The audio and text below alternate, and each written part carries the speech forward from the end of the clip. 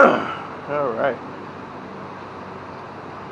I know it's been a little while since we did an update, but let's clean the camera lens and see what's going on.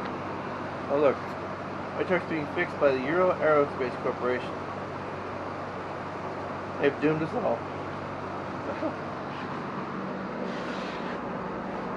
Alright, so a couple things have changed since the last time I've recorded a short video. The AC compressor has come in. I'll be going on the truck today. Had to get a new engine oil pressure test kit. I got a retire.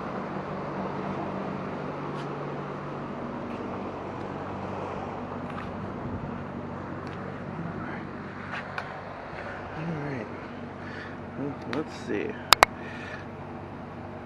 The air seems to be in. I'm going to put this pulley on because we've come into a couple of small issues. The exhaust is on back order, so I gotta wait about a month to get that. However, it doesn't mean we still can't get this truck up and running. Now what has happened, as you see, we have the battery in it, we got the starter in it. We've actually had this truck running and firing, so we know that it runs. The engine's good. So far we don't have any leaks. Now there's also come up with a couple of issues. Obviously we've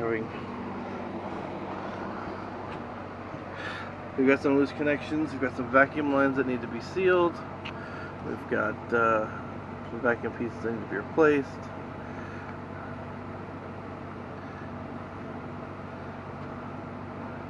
Not a lot of major stuff in that compartment, but stuff we knew were going to have to be changed. As you see, we've put this on because we've had it fired and running for a little while. The ironic part here is that we seem to, according to the gauge, have no oil pressure. It's one of the things we're looking at today, trying to figure out why the gauge says we have no oil pressure. I believe we have oil pressure. We went through the priming system. The priming steps. We primed everything. Everything was flowing good. But for whatever reason, the gauge is not reading oil pressure. When you first turn the key on, it does its diagnostic, and then as soon as the engine takes over, the gauge actually falls below the red, as if the gauge has no connection whatsoever. It doesn't even stay at the red line where a normal gauge would stay. So that leads me to believe a couple of different things. We started messing with it the night we fired it. See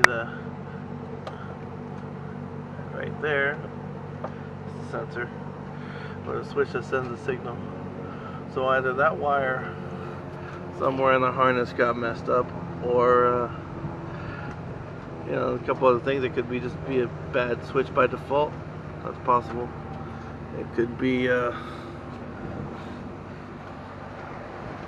could require the constant power signal from the alternator to run, which I find kind of odd, but I suppose it's possible. Haven't found much in the forums about it just yet.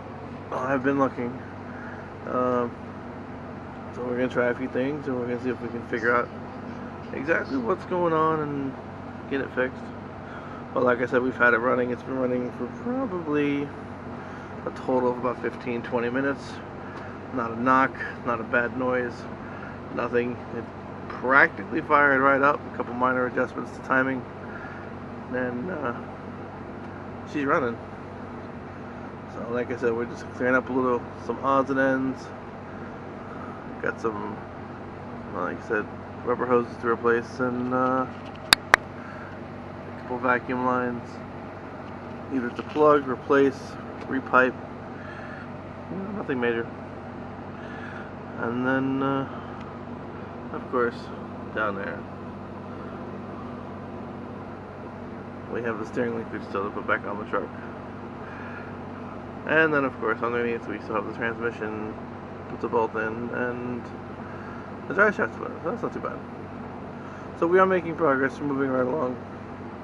And supposedly there's a Category 1 hurricane hitting our way. It'll be here tomorrow. So With that all being said, I'm going to cut the video here. And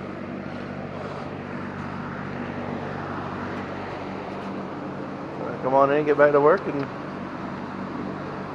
see you guys on the next update.